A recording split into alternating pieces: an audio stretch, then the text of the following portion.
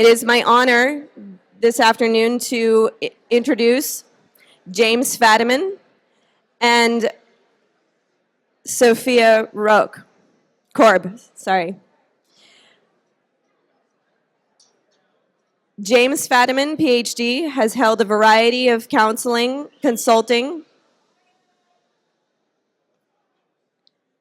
I'll start over again. James Fadiman, PhD, has held a variety of counseling, consulting, training, editorial, and teaching positions, including more than 2 decades at the Institute of Transpersonal Psychology, now Sophia University, that he helped found. James has published numerous books, with his most recent being The Psychedelic Explorer's Guide, Safe, Therapeutic, and Spiritual Journeys. And Sophia Korb holds a master's and PhD in clinical psychology from the Institute of Transpersonal Psychology.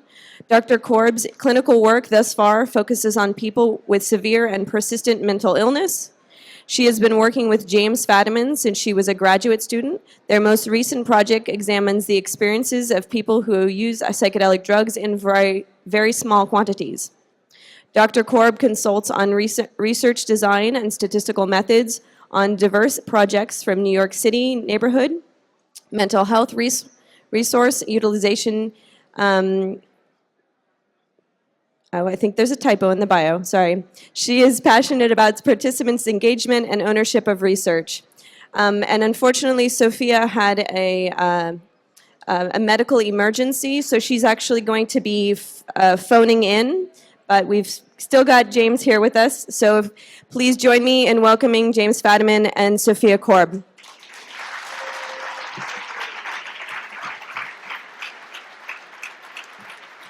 If you need to switch the slides, you can use that. Okay.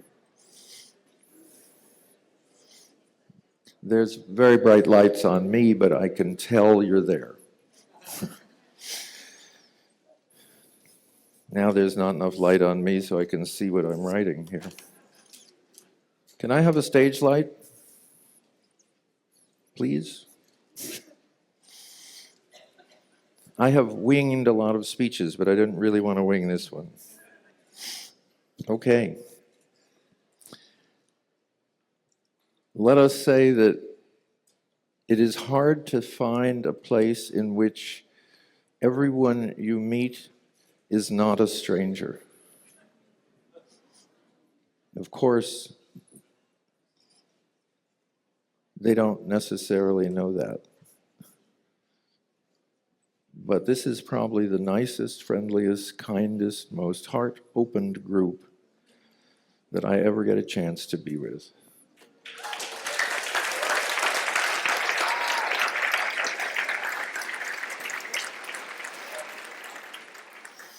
And we get to talk about psychedelics. Okay, this is most of the research talks that you'll be hearing are incredibly finished and polished and sharp, and they've got great images. We're giving you research in motion. We're giving you research that we are in the middle of, and that we're giving you as finely cut a slice as we can of a rather large experiment that we're in. And for some years, I've been getting reports of people microdosing, and I have several boxes of those reports. And I keep, of course, them all perfectly cataloged correctly in my mind.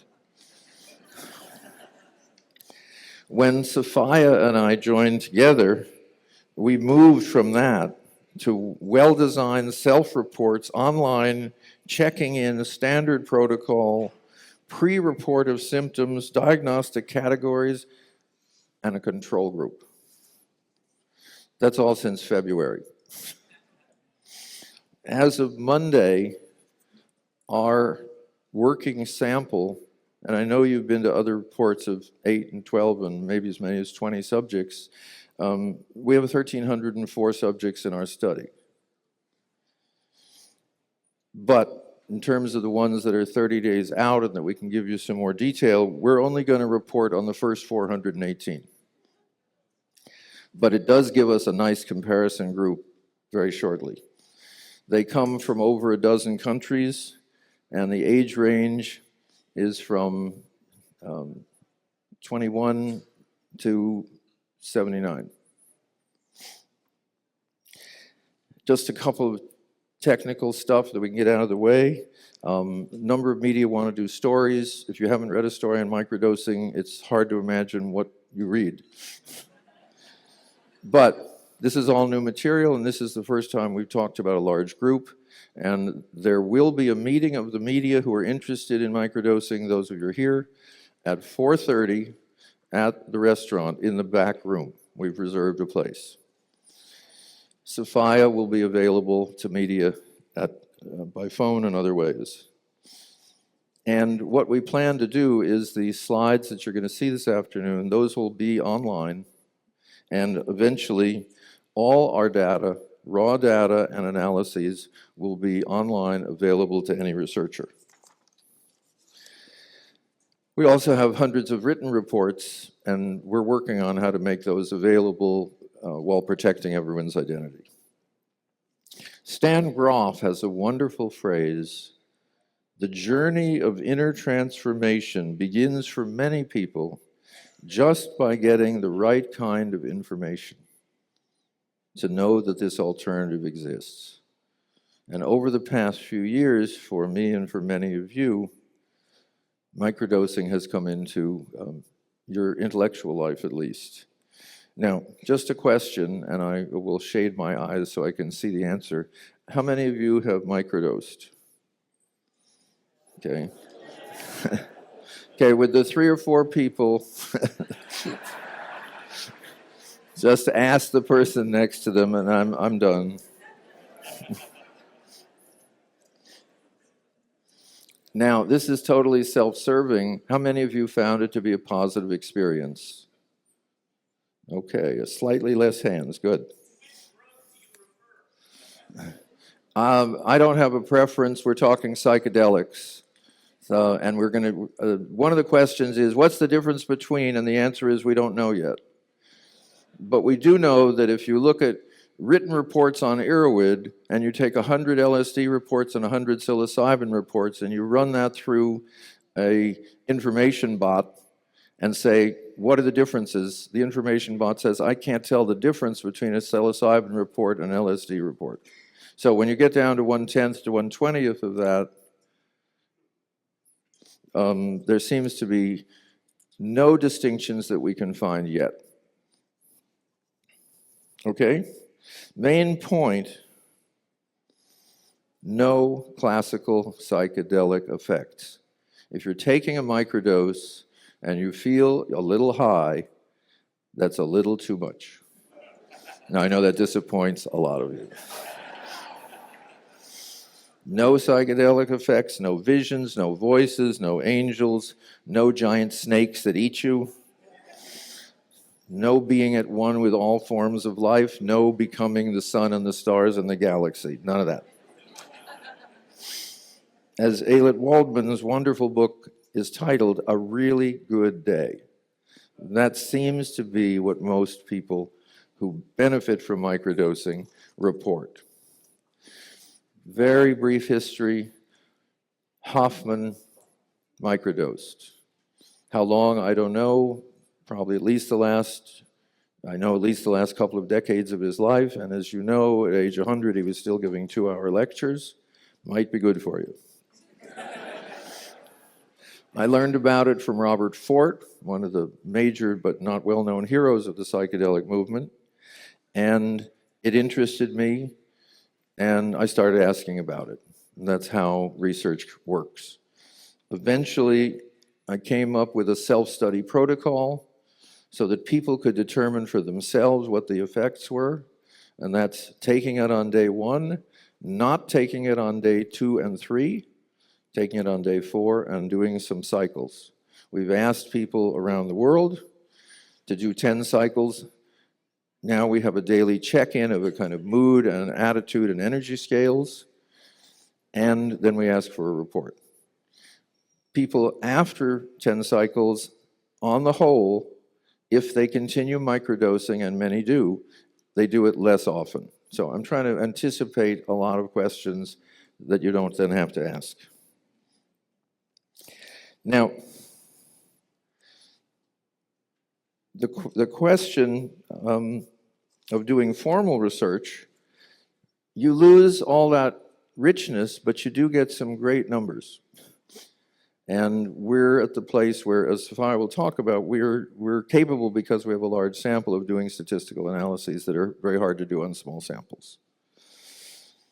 So, what can we say for sure? What can we say might be so? What can we say is good for some and not good for others? That's all what Sophia will do. We have no reports of lasting harm. We have reports of people that did not have a pleasant experience. Some of them have written us, we say stop. What we're doing, imagine we have a big undiscovered territory and we're filling in parts of the map. And so what we've been doing by asking people who are interested in microdosing to proceed is filling in parts of the map that we wouldn't come across otherwise. And by asking for reports, we are getting reports of changes that we never thought of asking about and never anticipated.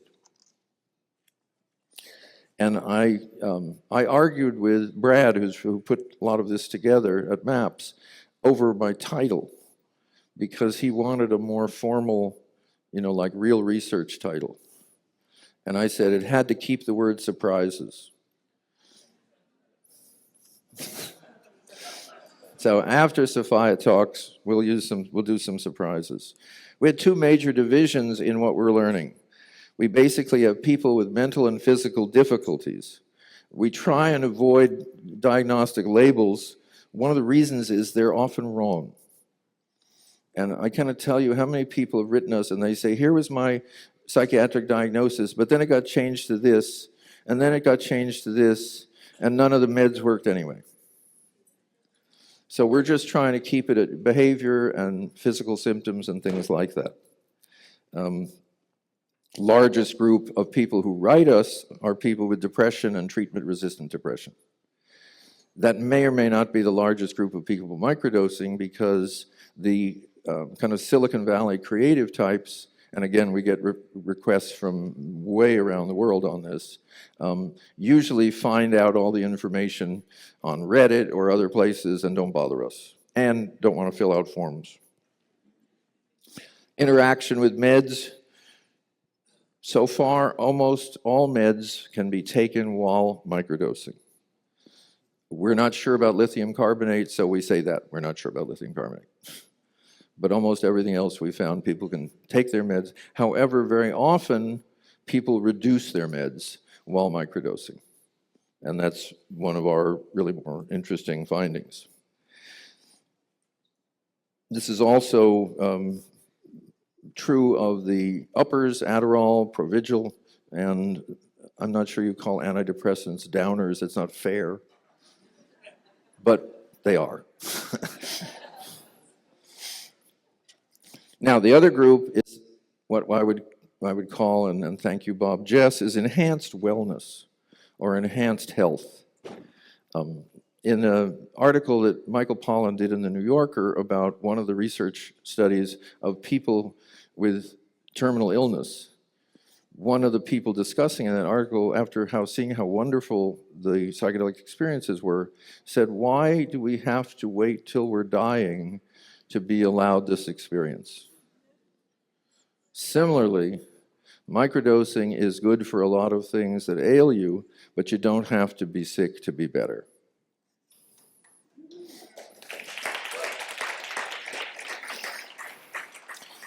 And I think most microdose use is like yourselves, inner explorers and techies. Now, among the things we didn't look for and find is, particularly in the enhanced wellness group, is increased focus, a distinct drop in procrastination. Now, this is a little tricky because at some point, the pharmaceutical company is going to say, procrastination is a disease.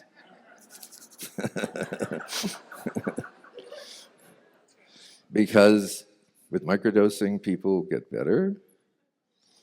However, so far so good, they're not on our case. Also, increased tolerance of other people.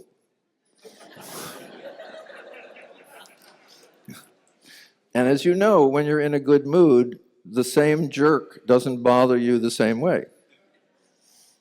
And also then the same jerk becomes a lot nicer because you're not doing your side. So it turns out that microdosing seems to be very helpful in work groups, social groups, and whoever you're sleeping with. The other side of the wellness results are many people are taking them, and the word creativity is used pretty sloppily. Let me give you a little better term, which is increased pattern recognition, able to see more variables in motion more of the time. That turns out to be what people report. That is applied to coding, machine design, social policies, etc. Everything that we really look at has lots of variables, and what we're taught is how can you, in science, how can you shrink the number of variables so you can say something with numbers? What we're doing, since this is all real life, is how can we get people to be able to include more of the variables coherently? So both groups, and this again was, see, one of the other questions let me handle, is it all placebo? No. Okay.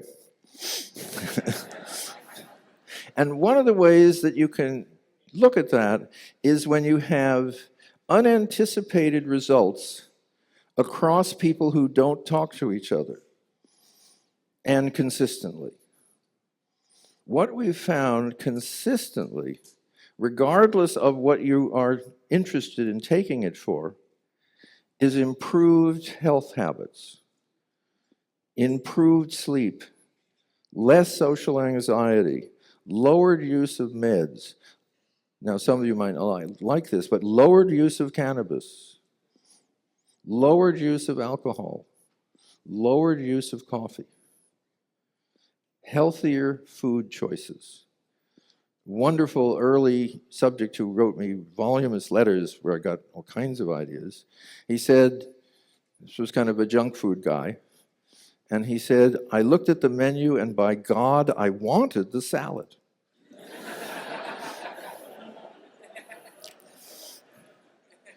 Improved exercise, more skill in physical activities, and more and improved meditation and related practices. And I was talking to someone here who's a world-class athlete of a particular sort, and he indicated that microdosing clearly improved his performance. And it's wonderful because when you're at the world-class level, not only are, improvements awfully small in most sports, but these are very, very, very self-observant people.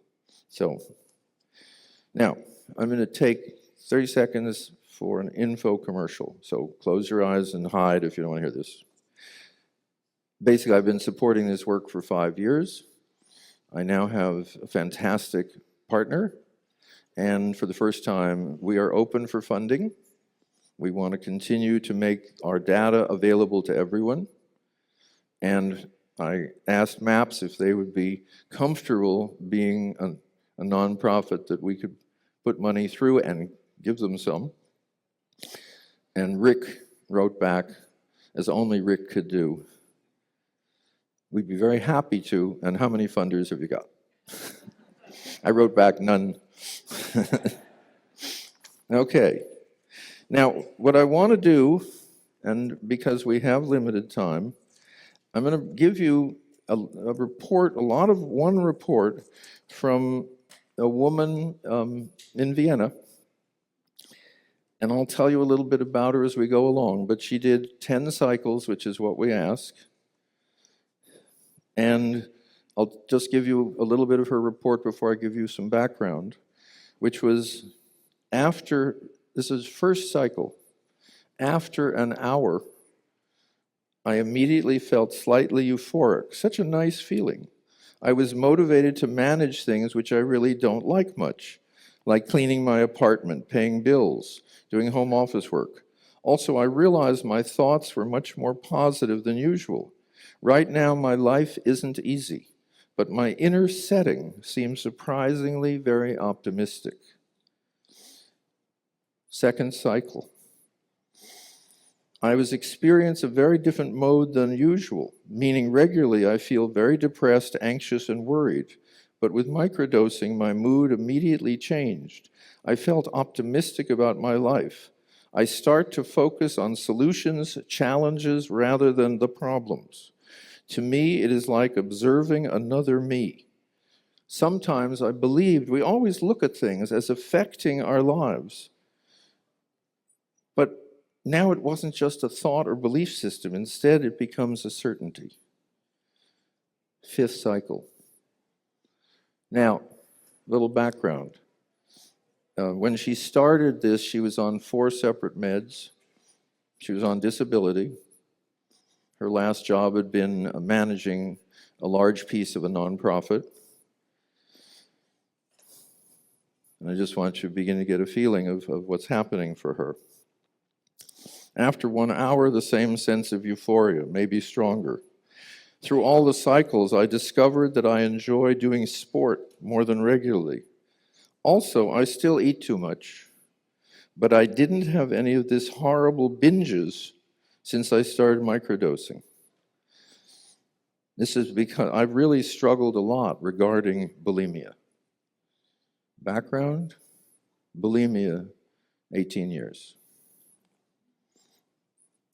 6th session, I feel more alive and connected. This is so inspiring. It's like getting deep roots and a beautiful vision of myself for the journey of life. Also, I'm not so emotional anymore. This is helpful, especially regarding my relationship.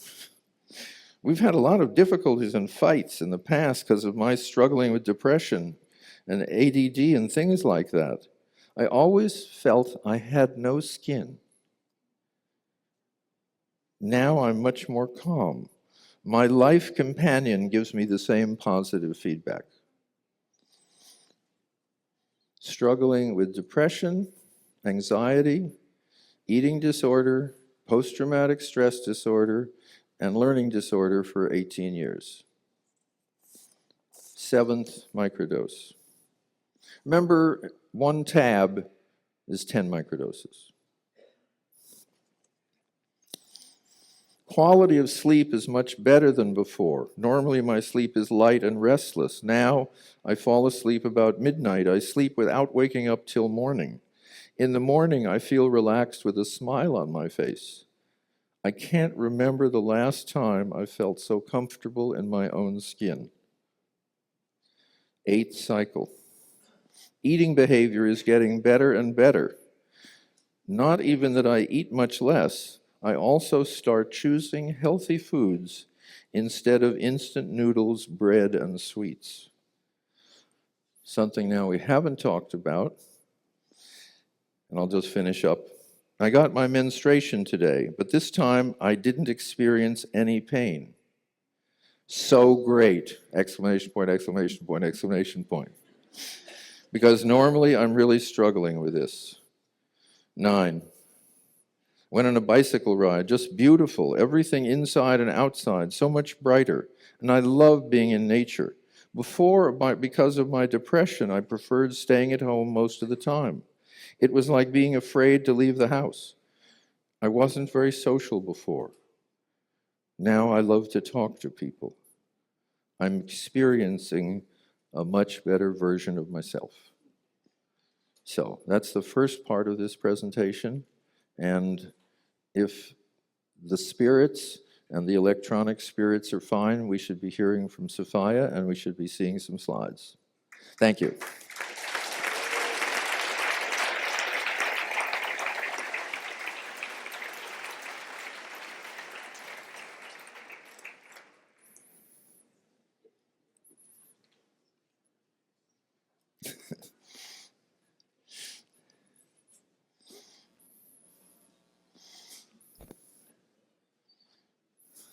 Can you guys hear me? Yes. Hello? Hello.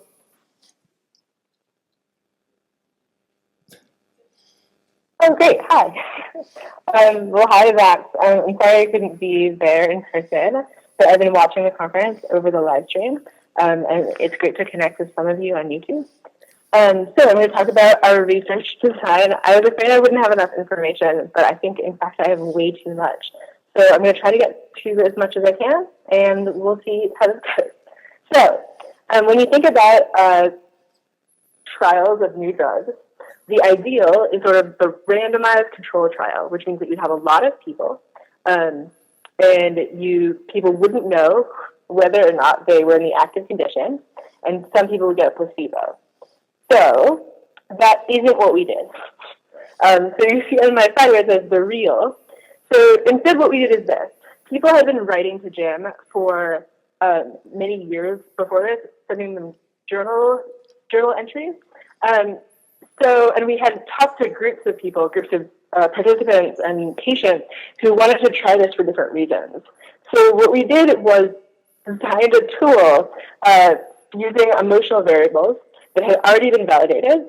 And I'm learning how to program computers. So I set up a Google form so people could sign up. And we got 1,367 people in the first 2 months. So far, they've submitted a total of 2,341 reports. So you can see that we're not 30 days out. We ask that people write to us at least once a week, but some people write every day.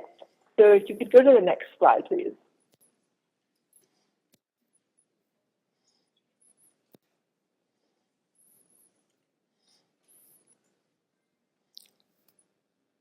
Great. So you can see here that this is the demographics of the group of people that I'm going to be talking about. So it's the first, there's 418 participants, so it's 500 people because of the control group. Our control group is not as many people as the active group, but they have similar properties in many ways. So we began February 1st. So of those 418 participants, 226 people said depression was their primary concern, and 304 people had filled out more than one report. There's a wide variety of professions involved. There's been a lot of media attention to the people in Silicon Valley, but we also see people in the building trades, people who are professors, artists, writers, computer programmers. And there isn't a lot of difference between the people who are doing this for medical benefit and the people who are doing this for wellness enrichment. So of this group, 284 people are men, 126 are women, 4 didn't respond, 5 people were trans, non-binary, or genderqueer. I have this sample ranging from 18 to 78, which the average age is 34. So we asked the people why would they microdose. So if you go to the next slide.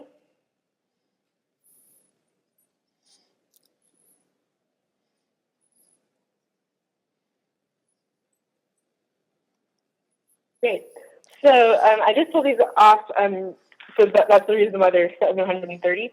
So this would be, we asked people why microdose. The 58% said that both depression and anxiety were important reasons for them. And then if we could go to the next slide.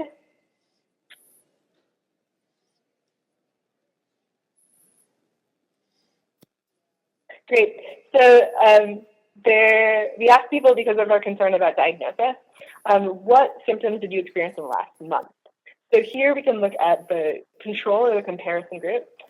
Keep in mind, this isn't a traditional control because the people here who aren't taking psychedelics, they know that they're not getting psychedelics. Whereas the people who are getting psychedelics do know that they're getting psychedelics.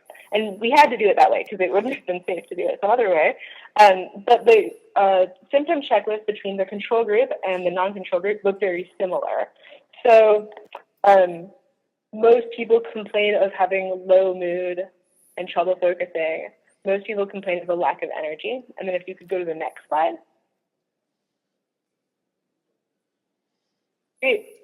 So then you can see that there's also a lot of low mood, a lot of pain, a lot of trouble focusing. So the groups are very similar in many ways. And so looking at the next thing is we're going to look at the large group and what were the differences between the active and the control. So here I took the largest group that I could to analyze this and compared those groups. I didn't segment it out by a particular diagnosis or because then we would have less statistical power. I'm not going to talk a ton about statistics, so I can talk about statistics all day. So if you could go to the next slide where there's red and blue. Okay, so the blue group here are the active group, people who are getting an active psychedelic, and the control group are orange. So these are differences on a point scale. So you can see, and I've taken out all of the differences that weren't statistically significant. So these are the things that there actually were different. But we tested 30 variables, and this is something like 15. So if this were just by chance, we might expect to see, say, 5% or 1% of the. Sorry, there's a problem with the phone. So you can see that the changes on a point scale. So at the top, we asked people how much did you feel determined in the last day, and these are changes over time. So you can see that the active group has gone up 4 points.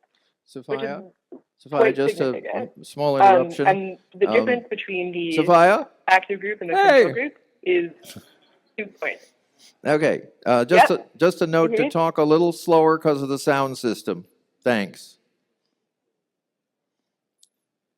Oh, sorry. Thank you. Okay, so we're going to go through the variables that were different. So determined is different. Active, being full of energy, is different.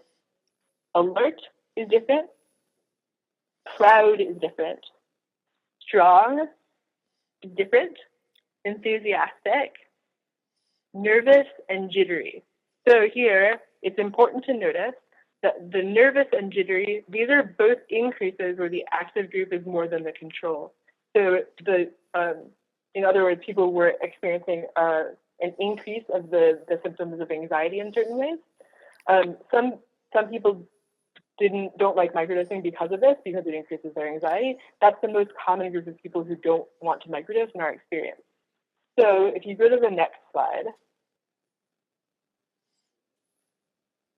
So these are things that were scored inversely. In other words, they went down over time.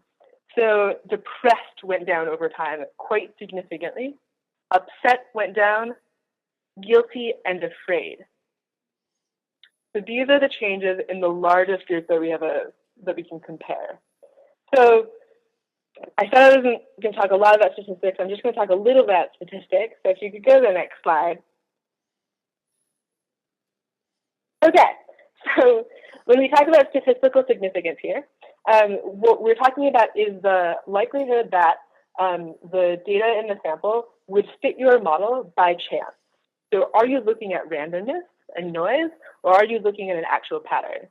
So this tweet suggests that we aren't really sure what's happening a lot of the time, and that we can adjust the level of statistical significance in order to publish a result, even if the statistics are not in fact significant. So if you go to the next slide, please. Great. So our sample is not normal in many ways. And by not normal, I don't mean like, oh, they're unusual people, though they might be.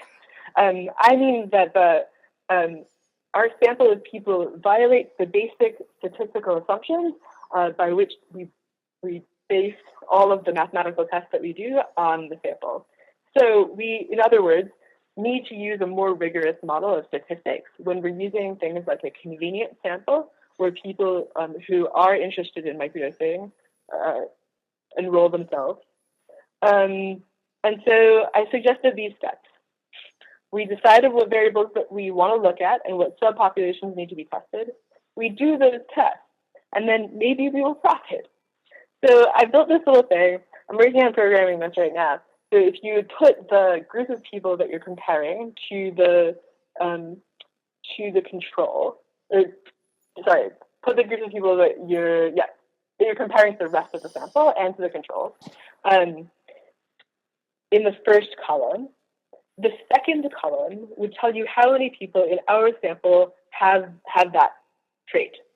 So not all of these people are separate. You'll see that it adds up to greater than the number in the sample. And that's because these people overlap, because people can experience both, say, depression and chronic pain. So you'll see here that there's these columns with green and red. So the first column, or the third column here says what variables are we looking at. The fourth tells us, do we have enough data? Because what we don't want to do is enroll people only so that we can sort of game the system, that we would have a statistically significant sample by chance. So we want to know the question that we're asking before we attempt to answer it. So here, you can see in the fourth column, you can see the likelihood that this would occur by chance. The fifth column is the same. The sixth column expresses the difference between groups. And the fifth column here, or the column with the yellow where it says cross-validation table. So what I've done is use a different method of statistics where instead of trying to explain something like we traditionally do in the social sciences, I instead try to predict what the next thing would be. So I held back part of the data and tried to see if I could create a computer model that would tell me whether or not what the next step was in the analysis. So that is a much harder type of statistical significance to go by. And I haven't done all of those analyses. But here we can start to see what things are likely happening, and we can start to make guesses as to why. So people with PTSD. So we see some difference between them and the rest of the population, but only in sort of the least rigorous cases. And the group, I have a note that says bimodal. Perhaps there are groups within this group. So my theory in my head currently is that there's a group of people with PTSD symptoms who are more anxious, who have more flashbacks, who report more panic attacks. Those people don't do as well on microdosing as the other people with PTSD. And we're going to need to tease those differences out as we continue to do analysis. The second here is people with bipolar. There's 22 of those in the sample. And I haven't fully done this analysis, partially because I'm starting to suspect the same thing, that in fact that there are multiple groups of people in the bipolar sample. We need to take a more full history before we continue to do analysis. The third group here is depression. So you'll see that the depression one is green all the way through. Depression, microdosing definitely seems to have an effect on depression. I wrote microdosing may have an effect because I'm trying to express this in a very statistically accurate way. What I can't do is, I can't say that there for sure is an effect. What I can say is that there might be, and that we need to do further analysis. Treatment-resistant depression, people seem to be doing quite a lot better on microdosing, where they've tried many other things in the past. Even people who were treated by macrodosing, people who were in studies in England, for example, where they took larger doses of mushrooms, those people relapsed into their depression and got into touch with us. And they're now microdosing and seeing a huge effect in their lives. The next here is menstruation. So menstruation, you'll see it's grayed out because we have 6 women who have quite startling and dramatic effects to microdosing. So, for example, we have one woman who, before microdosing, needed to go to the hospital to have blood transfusions every week because she was losing so much blood during her period. And now with microdosing, and she only microdoses once a month, she doesn't have to have that medical treatment anymore. So there's a bunch of different stories, and I got into touch with some menstruation researchers, actually, and those people suggested to me that the women don't all have the same menstrual disorder, and there's a lot of variation between people with different menstrual disorders, but they said that it's certainly beneficial, which I would believe, because it's quite dramatic, and this is the first sort of report of this. The next one, I have chronic pain. So we definitely seem to have a lot of information about chronic pain. And we know that in some people's written reports, they say that it has an effect. But statistically, it doesn't have an effect on the wide majority of people. The same is true with anxiety. With anxiety, however, it can worsen the symptoms that the person is experiencing. So with pain and anxiety, we don't know, but it doesn't seem to help anxiety, and it doesn't help everyone with chronic pain, certainly.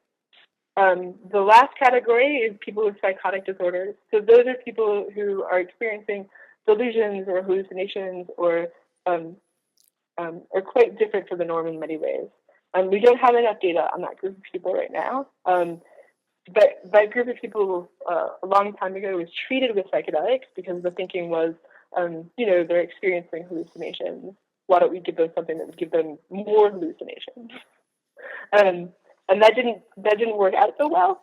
So my large suspicion is that microdosing will not help people with psychosis.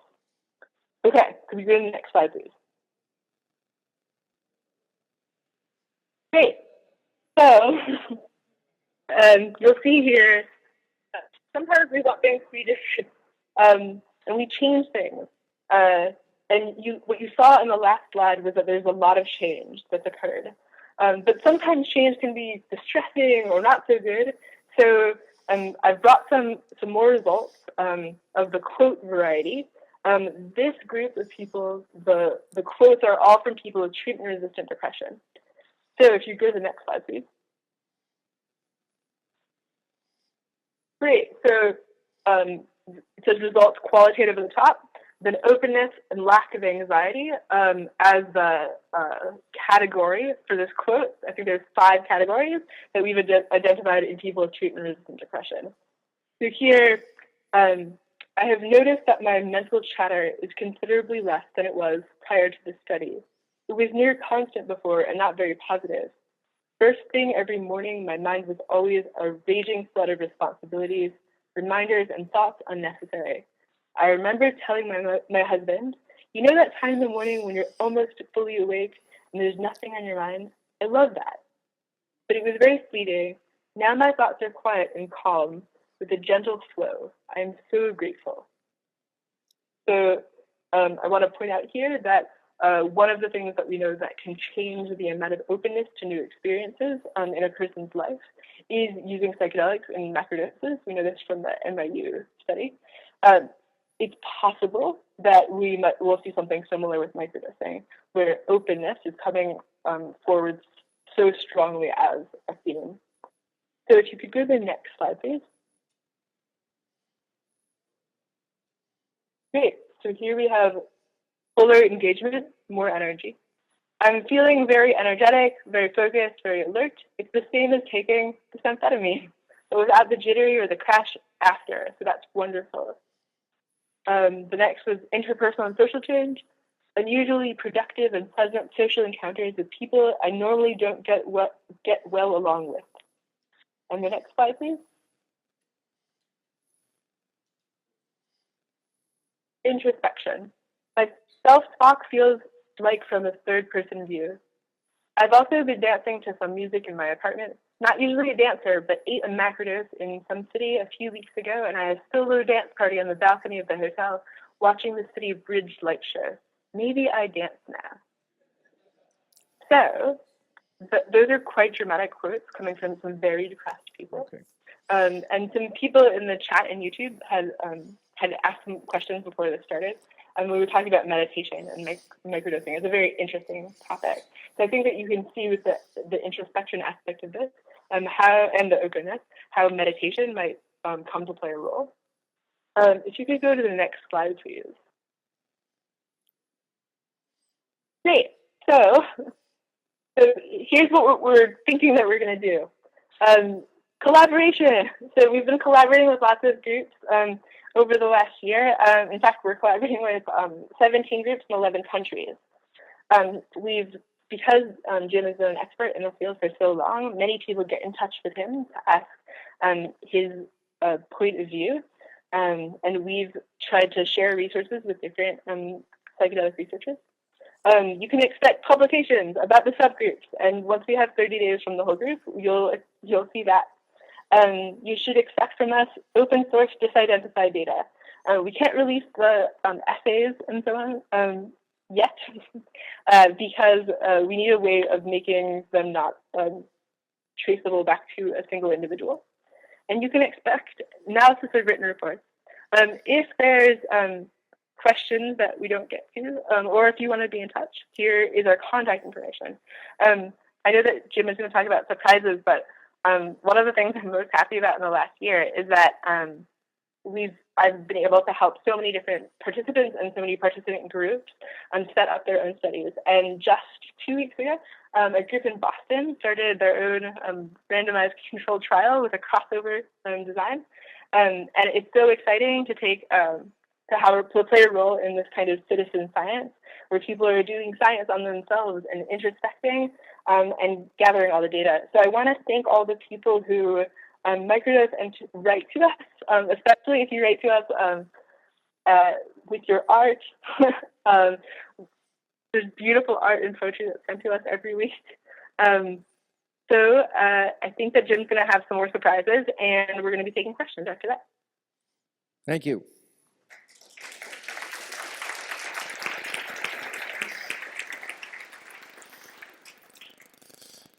Okay, great. I'm going to turn on those.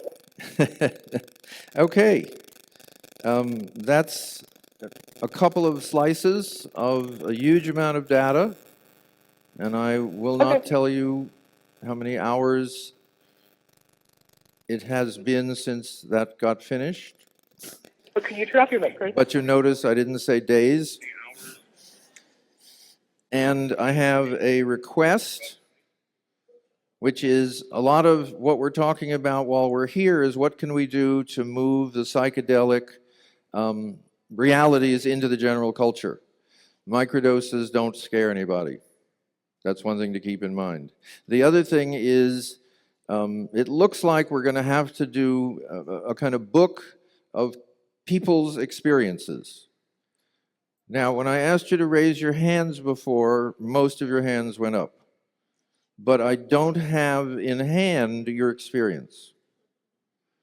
My email is jfadiman, one word, @gmail. jfadiman@gmail, and if you got this far, you can probably find my name. Please, if you are interested in doing something to support psychedelics, tell me what happened with your microdosing. That's how we find things out. And that's how we go into new areas. It's like you're walking along and you see one little tiny diamond. And that suggests that that's a good place to perhaps dig for diamonds. We're interested in people who have menstrual problems. Why? Because a woman wrote us and said, during my microdosing for something else entirely, I had my period, and it was the first time in my life I have not had a painful period. I thought you'd like to know. And I thought, well, I've spent 40 years in psychedelics. I have never heard of anything like that.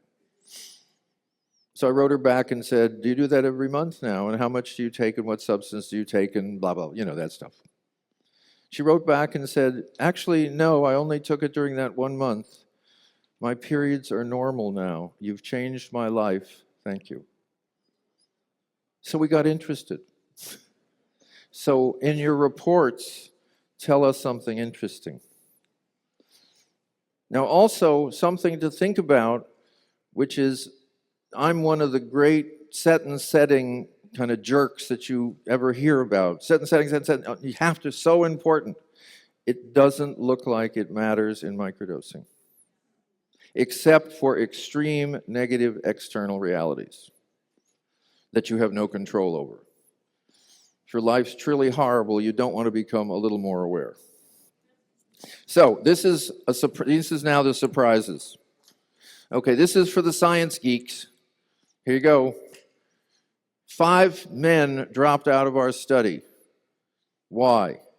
What was in common? They were colorblind. They were seeing tracers at 10 mics. Now that was all of those who you see tracers at higher doses. Okay? Any of you that would like to do your research paper or your dissertation on that, there you go.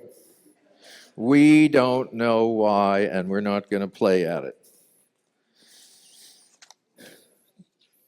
Then one of the other areas that we're looking at is both age and difficulties, and recently getting reports of a 77-year-old man who had a major stroke at age 70 and had recovered a certain amount.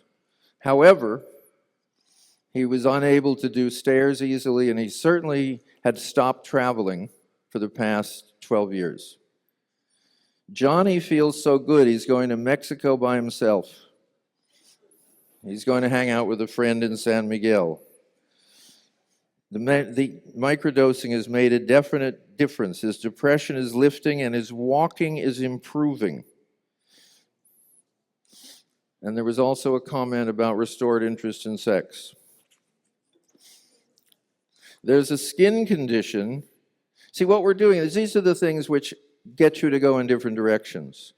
There's a skin condition called dermatillomania, which is bad enough to say, let alone have. And it's a very slight version of cutting yourself. It's picking at yourself until there are always running sores and open wounds. It's a person who had it for at least 60 years. My God, it's been my saving grace. All of my wounds have healed. I still get the urge now and then when I'm stressed or nervous, but I stop right away. I had tried before drug therapy, cognitive therapy, hypnotherapy, everything I could. This is the first thing that has ever worked. How many of you know how horrible Lyme disease is? Okay, it's horrible for the rest of you. It can attack any system at any time in any order, and Lyme, which is a virus, protects itself against any treatments. It cannot be destroyed in the body. However, this is someone who has had maybe eight years of treatments from very good, what are called learned Lyme physicians who know what they're doing. I began to feel in a day what I had felt as a normal person. Fatigue was absent, headaches disappeared, pain significantly lessened, circulation improved, rubbing in my hands and feet lessened, numbing in my hands and feet. All these things being in a state of harmony. Even though I have decreased blood flow in my frontal lobe, which causes confusion, loss of memory, etc., I seem to experience a normal type of sensation cognitively. My heart, which aches, and she means physical pain, on a daily basis was not as painful day by day. Almost it was like not only relieving the symptoms, but also having a lasting effect on the nervous system. Microdosing has been most helpful in getting back my quality of life. Has a positive effect on muscle, nerve, joint pains, headache relief, conquers fatigue tremendously, improves cognitive function, relieves anxiety and irritability. No, we don't know what's going on. And here's one of my favorites. There's a wonderful person, a physician, who wanted to microdose, and I gave the instructions, and he made himself a correctly measured mixture, as he's done for 40 or 50 years, only he did it wrong. He did it wrong, so he ended up giving himself and his wife 1 microgram. Aww. Now, this is the wife of a holistic physician who's had constant migraines. meaning they've tried everything. Guess what? Migraines went from 1 a day to maybe 1 a month. 1 microgram every 3 days. His report was subtler, but one of the things that I recall from it is he was doing emergency room work, and you don't meet the nicest people in the emergency room at the nicest time of their life. And it's very hard to be a human being and not be judgmental. And he, as a physician for many years, was very conscious of this. And what he saw in his own work was that he was much more able to, in a sense, see the divine in everyone and treat them as they needed. They got in touch with me once they realized their, quote, mistake, and they said, since it's working so well, why don't we keep doing our mistake? And they had a friend who was an herbalist who was deeply depressed. And so they put her on what they called the mini microdose. And she basically came out of her depression. And after she was out of her depression, she then started not getting quite enough sleep and felt it was this 1 microgram every 3 days that was keeping her up. So she went off it.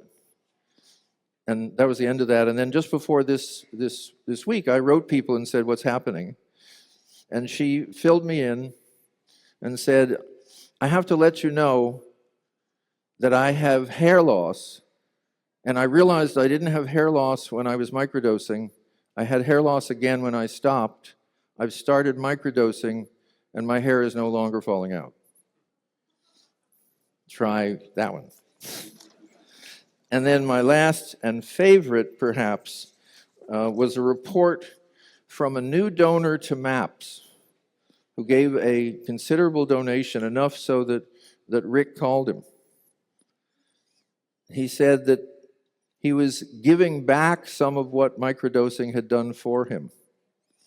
He was a professional poker player. Now, we have a very small amount of time for questions. A question is a single sentence, and it goes up at the end. It is not a talk. It is not a proclamation. It is not, I need to tell you this before the question. I watched the last, Gabor's thing, and people were not asking questions. They gave little speeches, which were very nice speeches. But if you have a couple of questions that I won't answer is, what should I do that I should, what's my particular microdose issue? Microdosingpsychedelics.com answers all your questions and lets you join our study. Okay, questions?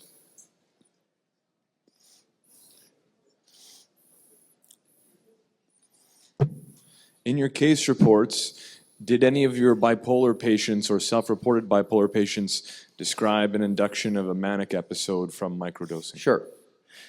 The question is, what about the bipolar patients? One of the problems we're finding is bipolar is one of those diagnoses they give you after they used up a few others. And we're not sure of the validity of. So what we recommend for our bipolar patients, from reading really the bipolar sites for higher dose, is it's very useful in the depressed phase. It probably is not useful in the manic phase. So that was not an answer because I don't have the individuals, but that seems to be the way microdosing works. It's not good for, if you're anxious, you become more aware of your anxiety. If you're depressed, you stop being depressed, for most people. That's very different. Manic depression, again, if it's genuine, microdosing during the downs, not during the ups. So you talked about increased tolerance. You talked about increased tolerance of people. Yes. Did your research show increased tolerance to the drug? Did people need to up their microdose? Did they stop getting the same effect after a while? They need to up. No, wait. I got a little confused. Just give me the question. Sure. Did your research show any increased tolerance to the drug itself? Did people need to start taking more for the same effects? Oh, did people want to take more? did they stop getting the same effects from the same microdose? I'm sorry, let me just, Yeah. can you give me the question? She was asking if they developed a tolerance for Oh, okay, tolerance. Thank you. Sorry.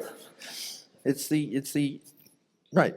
Psychedelics, you know, you can't take them every day. Yay, they're called by Hoffman anti-addictive. Microdoses probably cause tolerance too. And we have some cases in which that's been true, where people say, well, gee, taking it every 3 days is good. How about every other day? How about every day? And the answer is no. It looks like there's tolerance. The other thing is the 3 days is really important. Microdosing has a 2-day effect. High doses, and remember, we've done this all wrong for 40, 50 years. LSD does not last 12 hours. The big glowing effects last 12 hours. The effects last 6 weeks, or 8 weeks, or 35 years.